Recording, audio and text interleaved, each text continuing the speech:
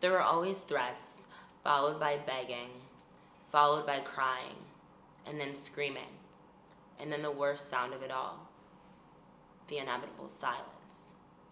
I realized at an extremely young age that the silence was so much louder than the screams. All it took to drown out the silence was a small pile of a white powdery substance ingested via a crudely cut off straw. All it took was minutes, and no longer was I the 5, 6, 7, 8, 9, 10, 11, 12, or 13-year-old girl who was being raped by her father. No longer was I the child ordered to be a wife to her dad. No longer was I the woman marred by a lifetime of physical, emotional, and sexual abuse. My mother, lost in her own drug-induced reality, was silent.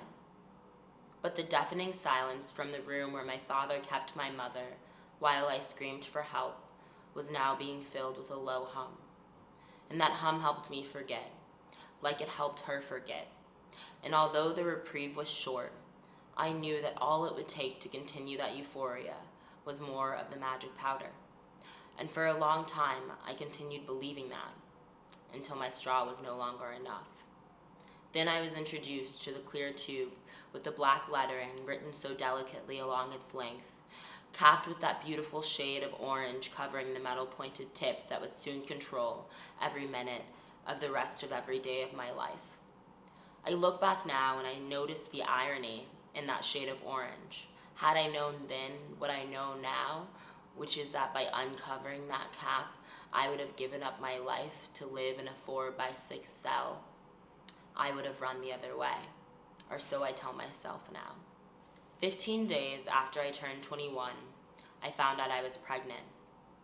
It was one of the most petrifying moments of my life. What if I was like my mom and dad? What if my daughter, like me, grew up wishing for death instead of life?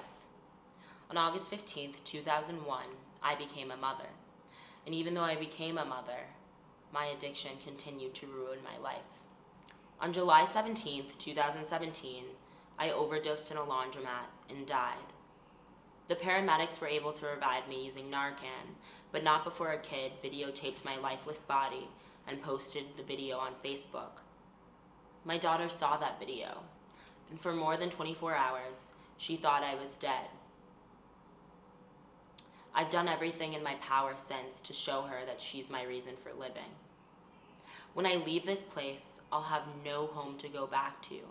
I'll have to start over from nothing. But trust me when I say that I will not be returning here.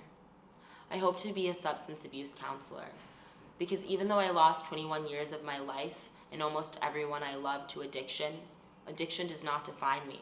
I am more than my addiction. I am my daughter's mom, and my ability to love deeply and care for other people and bounce back from the depths of hell are what define me. I didn't one day decide to become an addict and choose to sell drugs to survive. No one chooses this life. No one chooses to be homeless or to dig in trash cans at 3 a.m. for food. No one chooses to lose their home and their family. But I have a choice now. 2 years ago, I had a choice. I chose to get clean. I chose to live. Prison has been the result of a lifetime full of fear and despair, as well as the beginning of hope and survival. I am Alisha. This is my story. I am incarcerated at Danbury Federal Prison.